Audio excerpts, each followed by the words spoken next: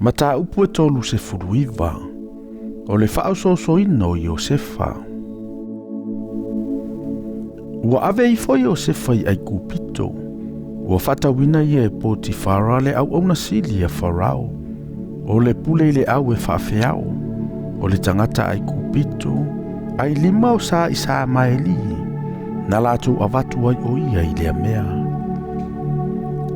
Sa ia i e ova ia Iosefa, o le tangata manuia lava ia, sa i le fale o lo nali i o le ai kupito. Ua iloa e lo nali i ua ia te ia Jehova. O mea umafoi sa na faia, ua whaamanuia Jehova i lo na 5. Sa alofangia Iosefa e ia, ua ia au auna ia te ia. Wana tofia ai o ia e pule i lo na ainga, o mea umafoi sa ia te ia watu i lo na 5. E afua mai i o naso na ia tofia o ia e pule i lo na ainga ma na mea uma. Na whaamanuia e Jehova le ainga o le ai kupito o no Iosefa. Na manuia ia Jehova na mea uma i le fale antoa ma le whanua. O ia tuu wana mea uma i le 5 o Iosefa.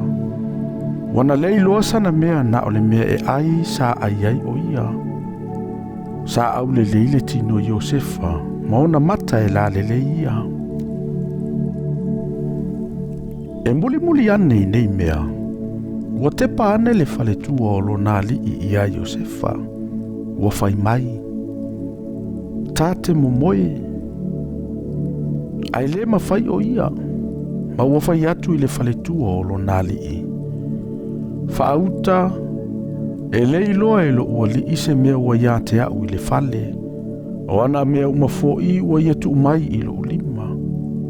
E le aise sili ia te au i le fale nei. Wana le ta ofisi na mea ia te au. Ua na o oe. Awa o oe lo na fale tua. Pe whape feona o whaia le nei mea le anga tele. Ma o wanga sala ai i le atua. Ua tautala o ia Iosefa i le aso ma le aso. Hai le whaalungo o ia te ia. Ina ia lamo moe whaatasi ma ia. Pe nofo whaatasi ma ia. Ua o i le tasi aso. Ua alu atu ai o ia i le fale whai aila na ngā ruenga. E le aise tasi tangata o le ainga sa i le fale. O na tango atu le o ia ilo na ofu. O lo whaapea. Tate mo moe. O na tu le e ia o lo na ofu ilo na 5 ua sola. Ua alu i fafo. Ua iloa e ia ua tuulo na ofu ilo na 5 ma ua sola i fafo.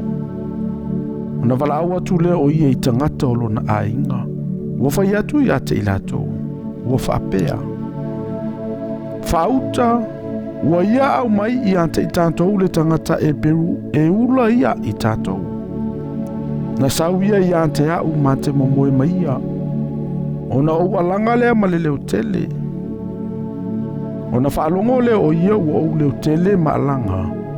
O na tu ua le e ia lo na ofu ia te au. Ua sola. Ua alu i fafo. Ua te ulu na ofu e ia se ia saulo na li i lo na fale. O na tautala atu le o ia te ia i nei upu. O lo whape atu. Na sau ia te au le au na e peru na e au mai ia te i mātou. E ula mai i te au. O na au leo tele ai lea ma o walanga. O na tūle e ia o lo na ofu i te au. Ai sola ia i fafu. Ua whaalongo lo na li i upu la nā vasa tautala ai i te ia. O lo whapea. Ua whaia nei mea i te au e lau au auna. O na ita tele ai lea o ia. Ua tango atu lo na li ia Iosefa. Ua tuu ia ante ia i le fale pui pui. O le mea ua fusifusia ai e ua fusifusia e le tupu. Sa iai o ia i le fale pui pui. Sa iai Iosefa Jehova. Ua ia alofa ia te ia. Ua na whatupu ina le alofa o le li o le fale pui pui ia te ia. Watu e le ali o le fale pui pui le pule a Iosefa. O e na fusifusia uma sa i le fale pui pui. o mea umana lātou whaia I lea mea, o ia lava na whaia. E le iwa awa aile li o le whale pui pui se mea tasi ua ilana pule. A wasa ia te ia Yehova, o mea fo isa na whaia ua whaamanuia lea e Yehova.